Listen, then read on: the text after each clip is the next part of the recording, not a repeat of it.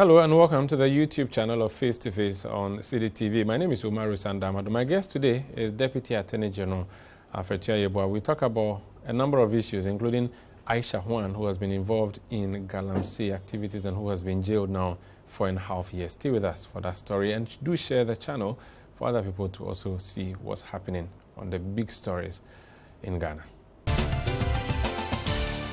Honorable Deputy Attorney General and Minister for Justice, you're welcome to Face to Face. Thank you very much, my brother. How are you doing? You're looking very nice. Oh, it's by the grace of God. You also look very nice. I see that. Is your smoke branded? It looks like you have a Oh, so this smoke was donated to me by one of my friends. Okay. And I think I've enjoyed it looks good. It looks good. Smokes are easy. When you wear a smoke, you don't have Exactly. to. But you can't appear in court wearing a smoke, can you? No. You go to court in suit and dark tie. Suit and tie, or in babes. Now that the speaker has changed the costume of speakers, maybe, you never know, maybe a Chief Justice will come one day and decide that our judges should change their dress code. Maybe lawyers would also change their dresses. I have my doubts. Maybe the next 50, 100 years. Before. But not during our generation. Not immediately. No.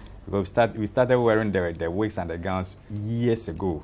And that's the tradition, and we continue to keep it. But personally, I will not mind if we would change our uniforms. Okay. Not like this, we go to court with it. But there must always be a distinction between the lawyer and the litigant. And that's the reason why you go to court in suit, in base, so that they will know that Umaru is a lawyer, they will know that Alfred is a non-lawyer, and they will move on. I see. That's fine. How is the stress, though? Because your job at the Attorney General's Department is to pour over millions of pages of documents from ministries, departments, agencies. It must be stressful, huh? Yes. You see, this office is the principal legal advisor to the government. And all the agents of the state, when they are in need of any legal opinion, they need to fall on this office for us to give an opinion before they move ahead to implement whatever it is that they may want to take. We also prosecute. And we have thousands of cases that we do weekly, monthly, all over the country. We also draft all the laws. We have the CIs, LIs, the act itself and other things. So we do a whole lot of things, and sometimes you get very voluminous documents, agreements. You need to go through everything, because you know how it is. If you fail to go through one page, that page may do you in. So you take time to look at every single word, look at the punctuation to see that everything is in order before you. Okay, so it's actually an office that is mandated to do a whole lot. But as humans, we do our part. I know definitely. So the CIs and LIs that are laid before the House, they are prepared by the parent ministry and brought to you for approval before it is laid, or you originate? How does it work? Yes, you have the agencies or the ministries. They will do a zero draft if they have the expertise. Okay. Because in most of these ministries, you have lawyers who are in-house counsel. So they may have the raw one, the zero draft. They bring it here, and then sometimes you have to start everything afresh. But you have the idea of what they want. So our division will have to go through everything. But you lay it for them, or the ministry has to lay it themselves, the respective ministry? Depending on the nature of the bill we are talking about. So there are some that the ministries will lay. There are some that the constitutional bodies like Shraj or Electoral Commission, they lay, and there are others that we also do. I see. Talking about the House of Parliament and how it works, so the MPs debated a private member's bill that has been brought, the anti-witchcraft bill. It has several other names. They have gone through the motions, approved it, and because Ghana, our laws are president-made but started from Parliament, they've sent it to the president to sign on, so it become a law. He has said he would not sign. Initially, there was a back and forth over whether he received it or not. We've gone past that now. The president says he will not sign it because of constitutional matters. What do you know about the status of that bill? Yes, per our architecture, if Parliament passes a bill, the president will have to assent. And in this particular case you just mentioned, the president, after going through the bill, came to a conclusion that there's some issues that he needed Parliament to look at once again before he go ahead to sign. And if you look at the Constitution, there are provisions to that effect. The president disagrees or he has issues with any bill passed, he may have to write back to Parliament, alerting them on those issues that he has with that specific bill. And Parliament may also want to reconsider the bill. So in this instance, the president has written back to Parliament, to the Speaker, raising the issues, and Parliament will have to go through to see what they may want to do with that bill before it gets back. So when the president says there are constitutional issues, does it mean that the bill flouts the Constitution? There is this issue about, these bills are private members' bills. They didn't emanate from the executive. And per our Constitution, such bills are allowed. However, those bills should not occasion any charge on the consolidated fund. So if you submit any bill that has the potency to have a charge on the CF, that bill, technically speaking, is unconstitutional. The president has raised that issue. Parliament will have to go through again to see whether indeed that issue is actually what it is, and then we'll move forward from there. But Parliament already, by admitting that bill and debating and passing it, would have done all the necessary considerations. In fact, I think the Speaker, based on the law, would have to first check if this private member's bill is going to be drawing from the consolidated fund or not. And I'm sure based on his satisfaction that it would not, that's why he tabled it and they went through the process. Yes, if you take our Constitution, it is the duty of the Speaker to decide. But the President also, having also noticed it, it's within his domain to also raise the Speaker once again. Who knows? The Speaker may even look at and reconsider his position. Because also this happening where you have bills having been passed, then people go to Supreme Court to challenge it, and they are struck down as unconstitutional. You have the recent examples. So the President, having noticed this one, decided to also write back to the Speaker for the Speaker's consideration. The Speaker may say, fine, Mr. President, we agree with you, but we need to look at it once again. But if at the end of the day, the President had not written back and signed and someone had challenged it, we could have other issues. So that's the reason why the President may want to go through all this process. If Parliament disagrees with the President, what happens? Parliament, in terms of lawmaking, they have the power to make the laws. That when the President has raised his issues, but they are saying this is what we so want, then it goes. So when they write, so they can write back to the President and say, despite your misgivings, we think you should go, please sign it. They have the power to do so. So the President cannot refuse to sign. That is it. Okay, that's interesting. Let's talk about other bills in Parliament or other issues that have to come up in Parliament. The issue of Santro Kofi, Akwafu, Lolobi, and Wasau in the Uti region. What is the current position of whether or not they would have their own constituency? Now, it is clear that SAL is going to have a constituency. I think that constituency is going to be Guan. The CI has been prepared. In fact, the EC prepared it, and as usual, they had to bring it here for our input. It's been done.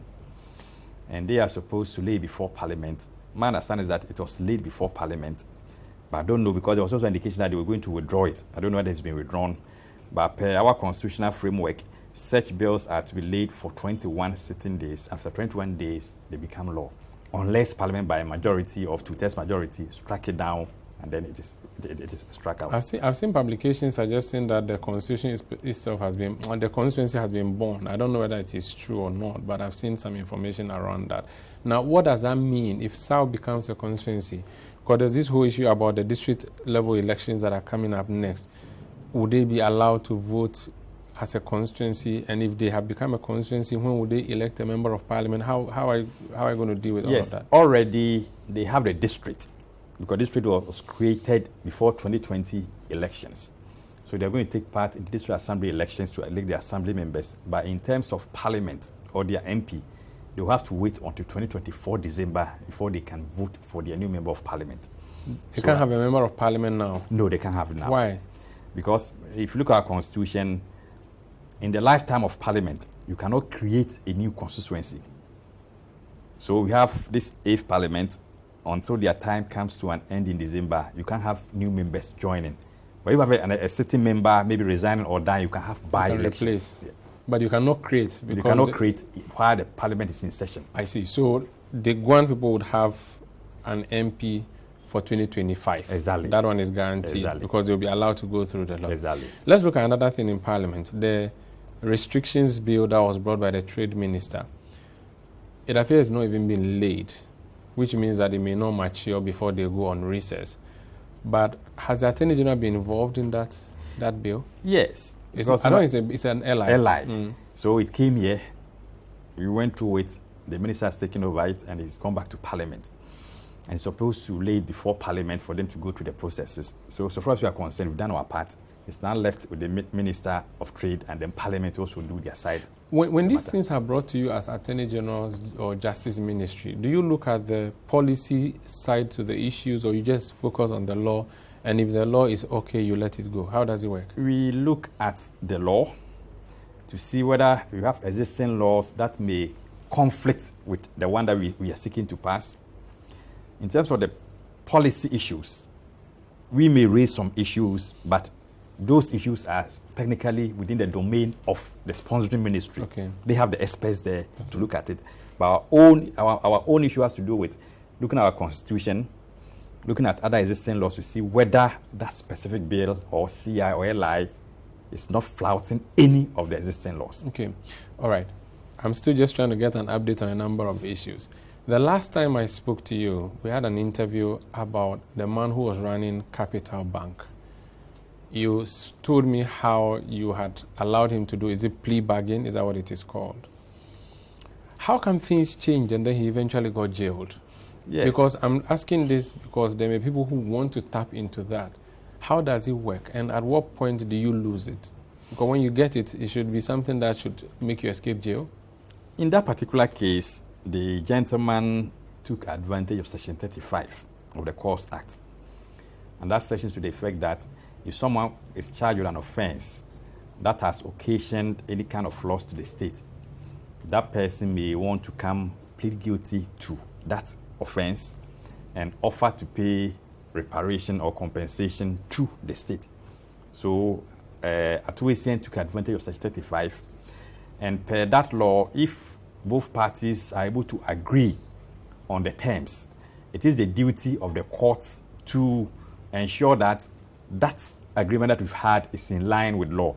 And that's the reason why the judge is the final person who should okay the agreement. So in this case, the judge then agreed. It was adopted. And in such arrangements, you make sure that there's a clause, a default clause, that in case the accused person fails to pay, then the outstanding sum becomes payable. In that particular case, it was almost 90 million cedis. He paid 30. He was supposed to have been paying 20 million cedis every other 4 months. That's in April this year, August this year, December this year. But the first 20 million, he could not pay, defaulted. And so we have to trigger the clauses in the agreement to the effect that all the outstanding sum was to be paid. He was given some time, over 3, 4, 5 months, just to redeem the first part. He couldn't do so. So the only option left was for the court to levy a custodial sentence on him. I thought that the reason you do these things is, one, to save the country the cost of keeping a prisoner and taking care of them, and two, for us to retrieve our money, because primarily we want to retrieve our money before anything else. Why didn't you extend the time to see if this person, because if he could bring 30 million, then it means he could bring the rest, or? It could have set a dangerous precedent. Other people may say, oh, you're going to agree with the state. Even if you default, the state will extend the time for you. And for that matter, the law will not even work. So if you're agreeing with the state, make sure that whatever proposal that you bring, you go by it. In this particular case, he was talking about 1 year. Initially, we said, no, we'll give you 6 months. They said, fine, if you're asking for 1 year, we'll give you the 1 year. And if within the 1 year, we are going to stagger it for you. You pay 20. So it was something that we agreed on. In fact, we had the meeting initially in this conference room here. Then thereafter, he decided to go his own way by not agreeing to the terms, by not obeying the terms of the agreement. Do you regularly check whether these men are men of straw before you get into an agreement with them the way you've gotten an agreement? Because it sounds as if he cannot pay. Maybe it's not that he would not, but he cannot. Do you check the can of the person before you let them sign this agreement with you? We are usually not interested in whether you can pay. Because if you are not able to pay, you'll be sentenced to prison. So it is your duty to assess yourself that, yes, I'm going to pay 20 million cedis every 4 months. I can pay. We will say, fine, pay. Because that does not end the matter. Mm-hmm. If you do not pay, you'll be sentenced to prison custody. And you don't think that you should extend time for them to get money? You think it would be bad for us to get the money? It should be a bad precedent. Has said he was supposed to have paid in April this year. we extended, in fact, up to October this year, he had not even paid what he was supposed to pay in April. The money that he paid, will you give it back to him? No. Why? You the money is for the state. It's been paid into the CF and Umaru. But you've jailed him. They are all using it as a state. But there are two options for a person in a criminal case. Either you pay a fine, you go to jail or those things, or you go home. These are the third option. Yeah. If you are not going home, then the two options are go to jail or pay a fine. You've told the man, pay the money back. He has started paying. You've jailed him. Yeah, that money, that's how the law works. You deduct it from the years that he was It goes to sentencing. The judge may say, because you've made 30 million, 37 million Ghana cedis, I'm not going to give you 25 years. I'm going to give you 15 years. Which means it could have been more than 15. More than that, because maximum is 25 years. Oh, I see. So maybe because 37 million that he was able to pay, that's why the judge gave him 15. Can someone initiate this plea bargain while in jail? So now that he's in Sawam, can he come back and say, listen, I had an agreement with you, I defaulted, now I think I'm ready, my investment has matured, can I strike a new deal so I get out of prison and pay? Is that something that is allowed in the Section 35 that No, we cannot agree with him now. But what he can do is that if he finds the money, he can file an appeal against the sentence. Okay. Maybe make the payment and go to a court of appeal to plead with the judges that now that I'm able to pay, please reduce the sentence for me. Does this apply to everybody who is in jail? Everybody. If you're in jail and you make you get the money. You appeal, you make the payment, then you plead with the court. The court may even say, fine, despite the fact that you've paid, we are still going to maintain the 15 years. I see. But it depends on how you put across your case before the judges. Okay. What about cynics who say, oh, these public persons, they don't really go to jail. They go to sleep in some hotel somewhere. The state will say that they have gone to Nsawam, but they are not. Is there plantain thieves and goat thieves who go to Nsawam, but these big people don't? What assurance can you give to my viewers that William Atu-Essien, that's his name, is currently in prison? And what prison is that? He's in prison custody as we speak. If anyone has any doubt that the gentleman is not in prison, he may visit the Nsawam prisons. Unless maybe he's been transferred to another prison. But you go there, you have the record there that he's there as a prisoner. So you don't protect people once they are... No. Once you are convicted and sentenced into prison custody, maybe the first night you may be at the police station because maybe the court didn't close early. The following day, the police, they do not have the power to keep you there because you are now a prisoner. Okay. They must go and hand you over to the prison authorities, so they also wash their hands off you. Okay. So that's how it works. Talking about the financial sector, the gentleman Nam1, Nana Apia Mensah, he has been a subject of a lot of controversy. He had supposedly made some payment to the police. I don't know if that's with your blessing as an Attorney General's Department or not. What is the status of his own prosecution, the criminal aspect? Yes, Nam1 is facing prosecution in the High Court in Accra. And we initially filed our charge sheet. He was granted bail. We have now amended the charge sheet because after the first appearance in court, other depositors got to know that, oh, now the man is undergoing, so a lot of people came. So we've amended the charge sheet. We've also filed our witness statements. And so on the next agenda date, we may want to, the court may want to look at the witness statement, look at the amended charge sheet, take his plea again, and then we move on subsequently for case management conference. And the money he paid? Yes. While the case was pending, he paid 2.5 million Ghana cedis to the police. So the police then alerted us. Then we instructed that the money must be paid into an account at the Bank of Ghana. It should not be kept by anyone. So that money is sitting there intact. And I think that if this kind of case of people wanting that money to be paid back to them, it's something that we are looking at. Because that money doesn't belong to us. It's for the depositors. But we must make sure that the right depositors are paid. Because when that money was sent to the police, our understanding is that he added a list. That those in the list were the beneficiaries of that money. But we need to vet that list. Who knows? They may not be depositors.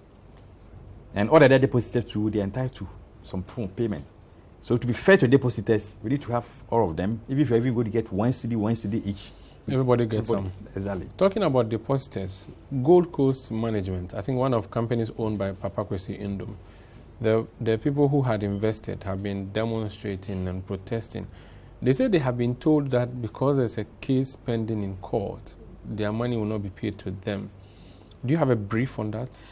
A little brief. What I know is that there is a matter pending in court challenging the decision of Bank of Ghana to revoke the license of Gold Coast management.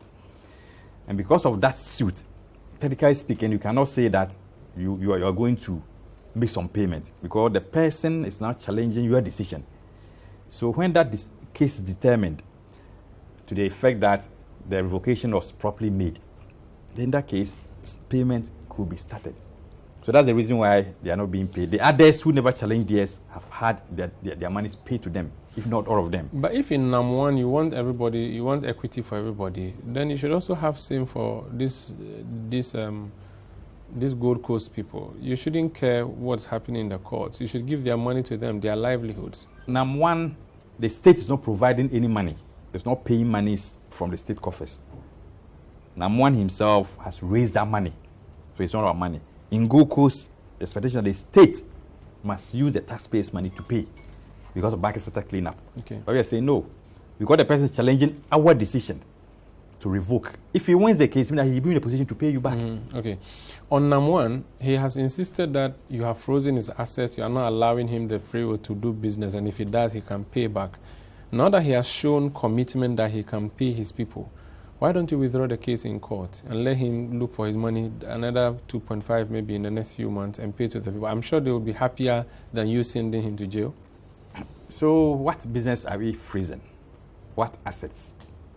Those assets that we froze, the vehicles, they've been auctioned in accordance with law. And the proceeds from that auction has also been kept in an account.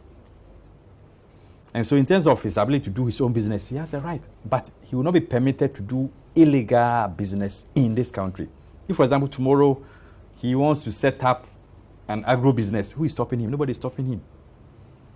So far as he's a citizen and he has the right to also earn a living, he has the right to also engage in lawful business activities, he's permitted to do so. I've tied his hands behind his back and asking him to go into a ring and fight. We have not. He's on bail. Yes. He comes to court as and when the case is adjourned. When he goes back home, he can still work. But he cannot do the same business that we are prosecuting him for. This is Face to Face on City TV. My guest is Deputy Attorney General Alfred Tuah-Yeboah. We're talking about an array of issues, just getting updates from him generally. When we come back, we'll talk about Aisha Juan. That's a big one. They secured that judgment yesterday, even though the number of years, for some critics, is not sufficient. He will explain why. Stay with us, please.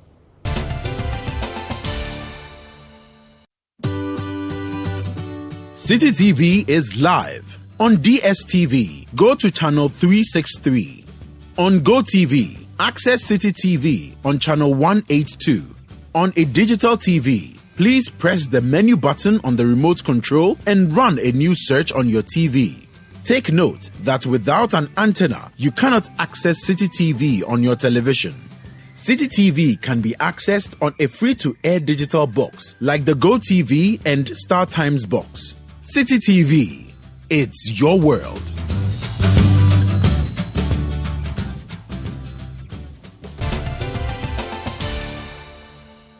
You're welcome back. This is Face to Face on City TV. My name is Umaru, Sanda. My guest is Deputy Attorney General. Yesterday, the court handed now a sentence to Aisha Juan. She's a Chinese national who has been the subject of controversy for a number of years now. She was supposed to have been deported some time back. The deportation, we were told, did not work well. The president had his doubts whether she was deported. The senior minister at the time, who is a senior presidential advisor, had said he did not think that jailing her or prosecuting her was in the interest of the nation. A lot of issues. This current Attorney General's department has decided to prosecute her, and that prosecution was successful. The judge has handed the sentence. Let's talk about the update on that. Honorable Deputy Minister, so first of all, what were Aisha Juan's charges? Did you charge her on illegal entry into Ghana, obtaining a Ghana card, or illegal mining? What were the kind of things you were looking at? What laws did she breach? Yes.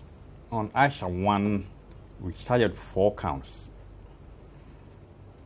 Operating illegal mining under the Minerals and Mining Act as amended.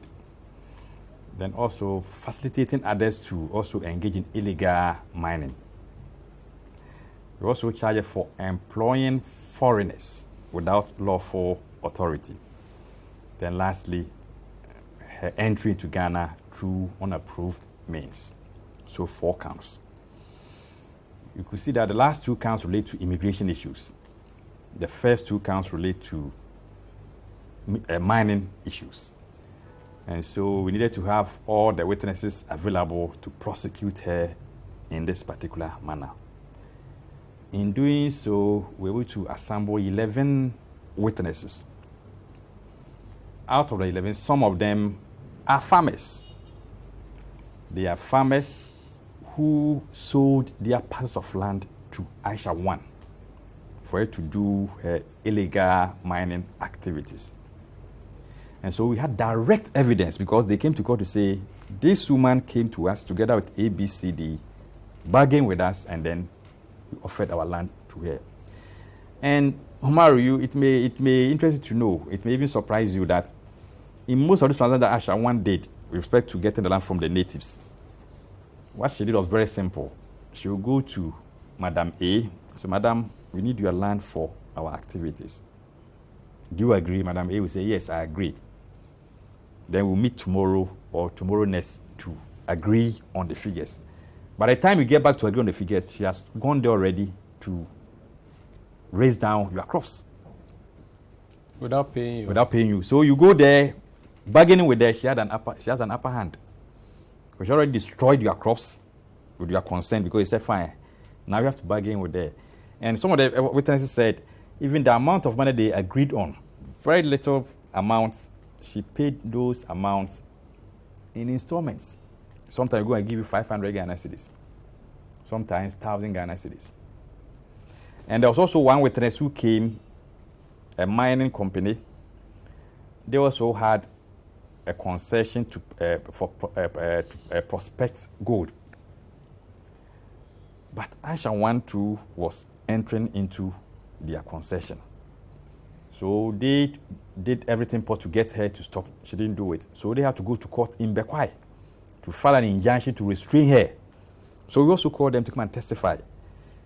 So at the end of the day, we had ample evidence to nail her. The immigration officers who also came, they were able to testify on how Aisha was able to bring in some Chinese. And those who came, she took their passports and then sent them to her field to work for her. So when those guys were arrested, they mentioned Aisha as the person who sent them there and that they had their passports with Aisha. So the immigration officer then called Aisha because she was someone known in Kumasi. She came and then she brought the passports to the immigration. So that's why we also got evidence that she was employing foreign nationals to engage in illegal mining activities. So these are some of the things that we did in the course of the trial. Then eventually we got the conviction. Which of the charges did you secure conviction on? All of them or some of them? All the 4 charges we secured convictions. So she was sentenced based on the convictions on all the 4 charges? Exactly. And how come the years were 4.5? Yes.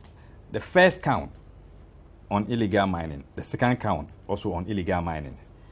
The court gave her or sentenced her to 4.5 years IHL on count 1 and count 2, and a fine of 3,000 penalty units, or in default, further 4.5 years.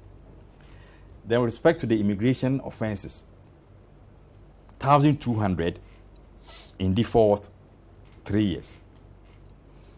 And because the court said the sentence had to run concurrently, it means that you have to take the highest among them. So the highest are 4.5 years and then 3,000 penalty units. But I think there's this issue whether it's 3,000 or more than, because the report is that 48,000 that is supposed to pay. 3,000 is 3,600. Okay. They have another 1,200. We are yet to get the written judgment because we had they say concurrent. Maybe the fines are not related to that. So we are yet to clarify that one, and then we'll see whether it's 36,000 or 48,000. Now, if she's not able to pay the fine, it means that there will be a top-up on the 4.5 years. Exactly. Or it will also be added to the top-up. It will be a top-up. End. Okay. So you do this and then you do that. Okay. If you're unable to do it, then you have to pay that. Okay. You have to be in prison for that period once again. All right. And you are explaining that the duration is shorter because of the regime that she was charged under? Yes. In fact, she was charged under the new regime. We must make that point clear. Where the new regime means It's a new Act law. 995, which has amended Act 703, the Parent Act. Mining and Mineral and Mining Mines Act. Because if you are charging an accused person, you charge the accused person under the Parent Act as amended, just like Act 30 of the Criminal Offences Act or Act 20 of the Criminal Offences Act. If you are charging someone, you don't have to, there are a series of amendments. Yeah. You don't have to mention the amendments, but you say you're charging the person under the Parent Act. So she was charged under the Act, I think Section 99(2)(c) or 2B. I need to just clarify that one. And then when it comes to punishment, that was where the issue came up. Because these activities took place between 2015 and 2017. And the judge, in her judgment, drew our attention to Article 19, Clause 6 of our Constitution, which is to the effect that when an accused person is convicted and is to be sentenced, the sentence must be the sentence that was in place at the time that the offense was committed. That's a constitutional imperative, a constitutional injunction. So even if you're jailing the person 30 years later, you can try them, but when you're about to jail them, you have to give them the sentence corresponding to what the law said at the time. Exactly. So that is what the judge drew attention to at Article 19.6. Then she also drew attention in her judgment to Section 35, subsection 2E of the Interpretation Act. Now, if you read that section, it says that if an act is amended or substituted by a new act, then when it comes to punishment, any punishment that you are to exact under the new act, if the new act has reduced the punishment, use the new act. If the new act has amended the old one has reduced the punishment, use the new act. However, when it's about the new act has rather reduced or has rather enhanced the sentence, you go to the old one. You go to the old one because of Article 19.6. Okay. I think this is the contention around, and this is how the judge came about it. And my understanding is that Article 19.6 is something that we must all go by until maybe there's something by the courts up there to give further interpretations or explanation to it.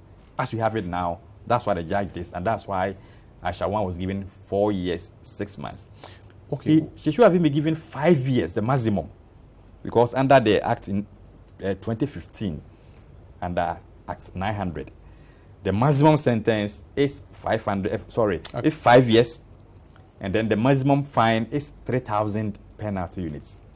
So the judge applied a 3,000 penalty, but when she came to the 5-year imprisonment, She didn't give the highest. she said, and also drew our attention, which is something that we all know, Article 14.6 of our Constitution, which also says that in sentencing an accused person, a judge must take into consideration the period lawfully spent in custody by the accused. Aisha was arrested September 2022. From September to yesterday, she was in lawful custody. And so yes said, having been in custody all this while, I'm not going to give you the 5 years, but I'll reduce by 6 months. And this in sync with the decision of the Supreme Court. In fact, I handled one of such cases where my client was convicted and given for stealing, was given 25 years maximum. I went to Court of Appeal. I lost. I went to the Supreme Court and argued that the judge flouted Article 14.6 of our Constitution by not considering the period spent it, because my client had been in custody for 2 years. So take that 2 years out. So the Supreme Court agreed with me, and then the sentence was revised or reduced. Okay. Why do we have a new law at the height of the fight against illegal mining, which imposes a shorter number of years on a convict in a criminal case relating to mining? I thought that if we have a new law, it should have a stiffer punishment or a harsher punishment. Yes, the new law rather has a stiffer punishment. Let me take maybe viewers back. Under the Parent Act, the punishment there was that if you were convicted, you'll be sentenced to not more than 3 years imprisonment and a fine, which is also, or a fine, I think about 1,000 or something. So that's Act 703. Yes, yes. Then in 2015, it was amended, and now to say that if you are convicted, you can be sentenced up to 3,000 penalty units or 5 years. So it's been increased from 3 years to 5 years. Then in 2019, Act 995 increased it from, if we're Ghanaian, minimum of 15 years, maximum 25. If we're a foreigner, minimum of 20 years, maximum 25. Okay, so we have a new law in 2019 that would have sent Aisha Juan to at least 25 years. But because she's being punished under the regime that she was arrested for causing that crime or that offense, that's why she's getting that. Otherwise, she would have gotten more than 20. Yes. That's what it means. Or if on her return last year, there was evidence that she also engaged in illegal mining, we would have charged her separately for that, and then be able to get the... But you are planning to appeal, even though she's been jailed. What is your appeal about? I'm not very sure about that, but I need to check. Okay. Even if there's that kind of appeal, maybe to test whether the reliance on the old law is what is appropriate. Okay. But speaking for myself, that's what I've seen so far. I'm just looking at what your boss has just issued. Maybe I'm sure we're talking when the statement came out. It says that whilst applauding the efficiency of the justice delivery system witnessed in the trial of Aisha Juan, the Attorney General will, however, test the soundness of the decision of the trial court to punish the accused person under Act 900 by filing an appeal at the Court of Appeal against the sentence in order to ensure that the new sentencing regime imposed by Act 995 is applied to the accused person. I think that's what you were... All right, if that's, there may be, so now you're going to formally appeal it. If that's the position, maybe you have to look at the law again. But as I said, so far as I know, Article 19 said the judge applied at 19.6. Okay. Then the Interpretation Act, we may have to look at that so to see if the judge erred. That's another matter. I see. Interesting. Okay, so let's move on from Aisha Juan, unless there's something else to deal with that. Do you have other Galamsey-related or mining-related issues in court that you are pursuing?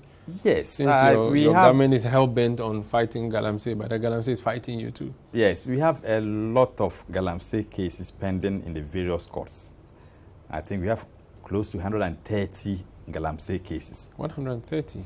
And we have close to 800 accused persons facing trial for engaging illegal mining operations. Interesting. And so if you go to Kofobia, a lot of cases are there. If you go to Western region, a lot of cases. If you go to Ahafo region, a lot of cases. Ashanti, a lot of cases. So in all, we are prosecuting as and when we are fed with the evidence to do so. Okay. Have you considered putting any of the immigration officers who may have let Aisha Juan in on trial, or they are not at fault? Because it appears that people think, and it looks like it, that the state is complicit. And when I say the state, immigration officers who are at the border posts who let her through, people who allow her to import equipment for mining, knowing that she's not supposed to engage in mining, the immigration officers who allow her to bring Chinese workers to come and work contrary to the law. How do you deal with these people? You're using them as witnesses instead of prosecuting them? You see, if you look at those that she brought, in their passports, you never see that they are here to work. Okay. They will come as normal visitors. So the immigration officer, they will not know that this gentleman is working somewhere. So that's why sometimes you cannot go after the immigration officer. But her entry in 2022, if there's evidence that any immigration officer is complicit, why not? That person will have to be prosecuted. But as I sit here, there's no evidence as to how she came. Ghana, because of how our border system is, people can enter and then go. But if anyone assisted there, definitely if there's other evidence, that person should also be taken off. On the issue of the Ghana card that she had, you didn't take issue with it. It wasn't part of the case issues you raised in court. I am not sure. In fact, I personally did not cite the Ghana card. Okay. I heard it. Okay. But I have my doubts. But as I said, I stand to be corrected. Okay. I never saw any Ghana card, but we only saw. I see. But in any case, nothing stops a foreigner from procuring a Ghana card. I hope you are aware. Yes, as a non-citizen. The person will say he's a non-citizen. Yeah. So if she acquired it, that may not be lawful. Let's talk about someone who was in charge of our natural resources, Collins Dauda. He is member of Parliament, former Minister for Lands and Natural Resources. You have him also on trial. What's the update on that case? That's a Sagleme. Yes, the trial. housing project. Yes. In that case, we started the hearing. PW1 is in the box and undergoing cross-examination by counsel for Honorable Collins Dauda. And PW1 is prosecution witness. Yes, our first prosecution witness is in the dock, in the witness box. Now, after the counsel for Mr. Dauda has not finished cross-examining him. After he has done so, then the other accused person's lawyer will also do their cross-examination. That's where we are at the moment. Okay, so in this case, you are seeking to say that this minister was responsible for the loss of some money to the state, and that's why you put him on trial. That is what you're arguing in court. Yes, maybe I don't want to go into the merits of the matter. Yes. But then the minister, together with others, have been charged with causing financial loss and other offenses relating to the Sagleme housing project. Okay. So that's what I can say for now. All right, we'll leave it there. His boss in Parliament, Kesala Tuforsin, you also have him too on trial over the ambulances that were procured at the time by the Ministry of Health. What's the status of that case to you? Yes, that case too, the last time we were in court, Honorable Forsen closed his case. And so it's now responsible for the other accused persons to also open their defense. And I think we're going to court either within this week, I hopefully, but for what the date, but within this week to continue. I've seen publications about saying that he had come to offer to make payment, so you let him go. What do you know officially? Honorable Forsen himself never made any offer to pay any money to the state in settlement of this particular matter. Rather, Big C, which is a third party, offered to make some payment so that they can take back the ambulance, because they supply the ambulances, they can take back the ambulance, and then we also in return drop charges against the accused persons. So that's the true state of affairs.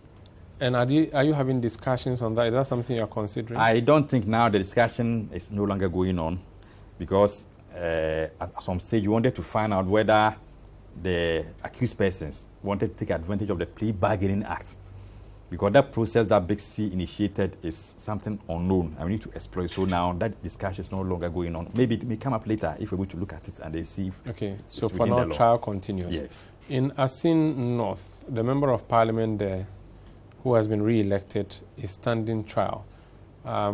What's the status of that case too? Yes.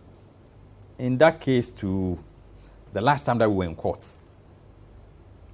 Honorable Yachikwesin was absent, and his lawyer informed the court that he was absent and was in Canada for some health reasons.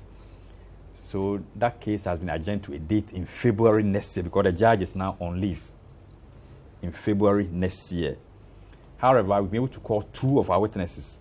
PW1 has testified, then PW2 has testified. So when we get back to court in February, PW2 will testify. Going to February, it would defeat your one-day, one-trial plan that you had for him. Yes, because you had vehemently pushed that it should be one-day, one-trial. But you see, the judge was the vacation judge. And if you're a vacation judge who sits from October, during the vacation, from August up to October, during the vacation, when the court resumes in October, you do some 1 month, then November or early December, you take your leave. Okay. So he's not taking a leave until she returns in February. So if anything, you're to continue from February. Exactly. You're going to continue to prosecute him? Yes. Despite he being elected again? Oh, it has nothing to do with the commission of a crime. You can even be elected, the president, whatever. If the president is immune, as you know, he cannot be prosecuted. Yes. Okay. But that one has nothing to do with the elections. Okay. Yes. So you still proceed, even though the public outcry is that for political reasons you should reconsider that. I mean, you want some agreements in Parliament. If we were to consider that one as valid, I can assure you, then nobody should be prosecuted in court. The farmer in my village who plants cassava and plantain, he's also contributing to the development of the nation. But you have discretion, so you decide which one to drop and which one to And that's why we are not dropping. Are you sure? If he's guilty, so if he's not guilty, he should be set free. Even though you need parliament, because Atufosin is the leader, Collins, and the NDC MPs have said that they will... Oh, they are not guilty as we speak. They know they are not guilty as we speak until the court pronounces them guilty. Okay. And in a trial, as a prosecutor, you cannot say you are winning. It can go either way. So for all you may know, after the trial, we may win by getting them convicted, or they may win by getting them discharged. I see. Acquitted. Okay, thank you. The Deputy Attorney General speaking to us, and he's just talked about prosecution. So when we come back, we'll talk about another prosecutor aside the Attorney General. That's the Office of Special Prosecutor. Has been in the press. The word is lament. He has been lamenting about how he has been treated in the court. The Attorney General has gone to court many a times, has been defeated, has won. As the Deputy AG, whether they also see the pattern that they are, that the OSP, which is like a wing of the AG, whether they see that pattern and whether it means the judges are against, justice delivery.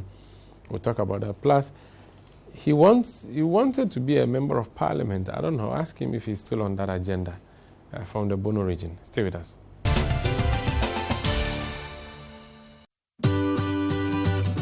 City TV is live on DSTV. Go to channel 363. On GoTV, access City TV on channel 182. On a digital TV, please press the menu button on the remote control and run a new search on your TV. Take note that without an antenna, you cannot access City TV on your television. City TV can be accessed on a free-to-air digital box like the GoTV and Star Times box. City TV, it's your world.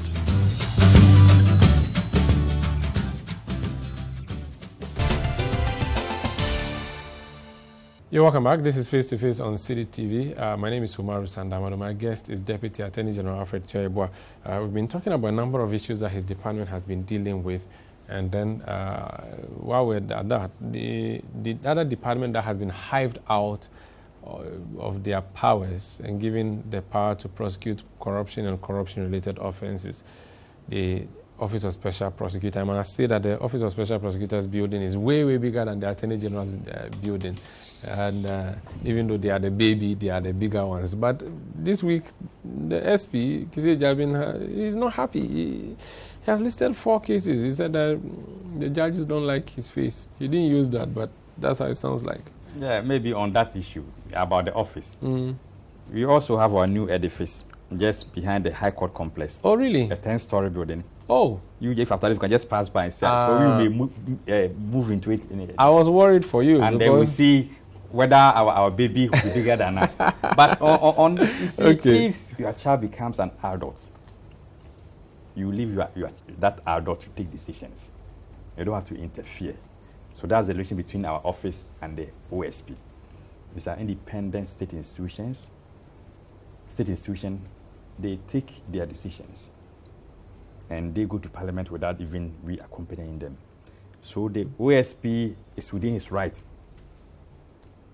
to fashion out ways that he may want to handle his office. So we don't want to comment on how he does his things there. Okay. On our side, when we lose our cases, sometimes we lose. We also take decisions as to what we may want to do. So I want us to rest it here. You don't want to interfere, you don't want to give them, because I think there's a clear instruction in their law that no one should give them direction. So you're not giving them direction, you're not going to critique them. I think that's fair enough. Let's talk about politics now. Do you still have parliamentary ambitions? Sunyani East, is it? Oh, yes, I'm a politician. I still have my ambitions. But as you know, my constituency is the Sunyani East constituency. Sunyani East has some issues. And if you remember, that's the only constituency that never took part in the parliament, in the presidential primaries of the MPP. Okay. So now, if you go to Sunyani East, legally speaking, you don't have any delegates to vote for party A or candidate A or candidate B. So we are all waiting. Oh, really? Depending on what the party comes up with. Then perhaps my ambition may be rekindled. But you have a sitting MP. We have a sitting MP. So, but you don't have delegates. Because that album has been set aside by a high court. And the high court even ordered the party to delete that album from its database. So meaning nothing is existing. Are you with the person who sent that petition or against that person who sent the petition? I'm a lawyer. I believe in fairness. I believe in the rule of law. I believe in due process. Those people who complained decided to use due process of the law. And the law has given the decision. So who am I? But so I'm a servant of the law, so I'm with the decision of the court. But the vacuum there is not good for you, is it? Because if you didn't get to choose a flag bearer, and so it would be difficult for you to even choose a member of parliament candidate. I know that definitely the party will January. the party will definitely do something about it, because Sunyani is a stronghold of the party. Very strong. In fact, you go, they look at the votes.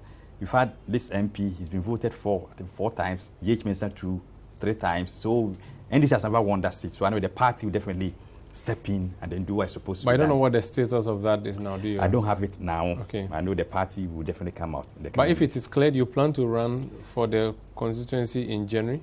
It's possible. And now they've not opened the nomination, so I mean, no, I cannot. Oh, you can say it. I cannot, because I am the number 2 legal advisor to the government. I must rather. You should be the last person to be doing that. When the time comes, and I think it's right for me to contest, you'll be the first person that I'll confide in. But you're in the executive. You're enjoying. Why do you want to go to parliament? People say you're an executive. We're enjoying. I don't know the enjoyment they're talking about. I think we are rather serving. Okay. Parliament is about you representing your people. Currently, I'm here as a deputy minister. I'm not here representing Sunyani East. I'm here representing the people of Ghana.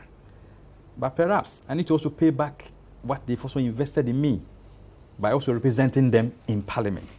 So that's the basis that sometimes some of our colleagues also trying to also contest parliamentary seats. Is Sunyani East the same as Sunyani? Is Sunyani the capital of Sunyani? That's Sunyani, yes. Sunyani East is Sunyani. So the capital is Sunyani? Yes. It's a cleaner city. It used to be, I think, who is taking over from you? I don't know. Oh, now I understand there's a town in this, Asin Kushia, I understand. Okay. But Sunyani is a city, it's a big place. But now Sunyani, they don't need anything. They have dual carriage, you have big cocoa board house. You don't need anything. Sunyani, yes, Sunyani is a beautiful city. What are the things that people in Sunyani need that you think you can fix for them that has not been fixed for them ever? Yes, Sunyani East, we have good roads, but we also have bad roads. And our government is taking steps to make sure that we construct some of the roads, inner city roads in Sunyani. We've done some, others were started. We are about to finish up with those ones. But that constituency is not about Sunyani city alone. Okay. You have the surrounding towns and villages. And those villages are just like any ordinary village. They are farmers, and they also need some kind of support. They need boreholes. The current MP has been doing his part as an MP. And whichever MP comes, we have to also continue from where H. Mensah and Honorable Miao have gotten to. So we don't have everything. We have a lot of things to do. You don't sound like you are going to go confrontational with the current MP. You sound like you are going to defer to him on a lot of things. Are you sure? The politics, you have to be treacherous. You are not sounding treacherous enough. You see, my style of politics is to trade ideas. And my style of politics is not to attack my opponents within the same party if you do not attack me. Because if 2 people are going into a contest from the same family, like if it's about chieftaincy, and you degrade the other, and that person gets selected, how do you sell that person out there? How does the person get the support of his people? But I'm calm, but very, very, in terms of decision making, very, very firm in my decisions, and that has been my But are you very political on the ground? Do you have political connections? You have political base? Umaru, I hope you have your support. Some of your people in Sunyani. Yes. Or you get, and they should ask about me, and they will know, and they'll give you the report. You are a homeboy? I'm a homeboy. Which village in Sunyani are you from? I'm not from Sunyani itself. I come from German South. Okay. Which is Drobo. Okay, is that where the man who was having the issue with the OSP? Canada, yes. That's where he just won. Okay. But I have one side also from Sunyani, which is Abysin. Okay. And so that's how. But I'm a local boy. I've been in this game for quite a long time, and I think I have the support of some of the people, not all, because you can never say you have the support of all the people. But that doesn't mean that if a position is vacant, they must just give it to you. You should just. But is it vacant? Are you going to contest again, or he has decided to retire? I do not know his mind. You have not had conversations around that? No. Okay, but either way, it looks like you would be interested in going in there. I'm waiting. When the time comes, I'll make a decision. I will let you know. Okay. We wish you all the best, and thank you for speaking to us. I wanted us to go into politics and law, but I think there are sometimes you may not be able to deal with that. So let's leave that. I was going to ask you about Dr. Amadu. I don't know if you want to. Oh yes. Whether you want to comment on the that. vice president is Are you a delegate? Yes. So you voted for him? I voted. Okay. I voted on the, is it 26th, the last time? Yes. The vice president won, and we are happy. He's someone that we think we can market him well in 2024. Even though you have John Mahama on the other side? Oh, John Mahama has been a president before. The vice president has never been a president before. But we compare the two and contrast. And Ghanaians will have to look at the vision of these two personalities. Ghanaians will have to look at 2028 and 2032. Whoever in 2024, the person will take you to 2028. If the person going to be held accountable to Ghanaians again in 2028, the answer is yes and no. If, God forbid, President Mahama wins 2028, he's not going to account to anyone. But if the vice president wins 2028, he has to come back and account. So such a person, you must trust him. The one who will definitely come back and account to you, and the one who's not coming back to account to you. So that's the balance. But I think let's leave the politics. That's Deputy Attorney General and Minister of Justice, Honorable Alfred Tuah-Yeboah, speaking to me on Face to Face. My name is Umaru Sanda. Amadu. Thank you for watching City TV. It's your world.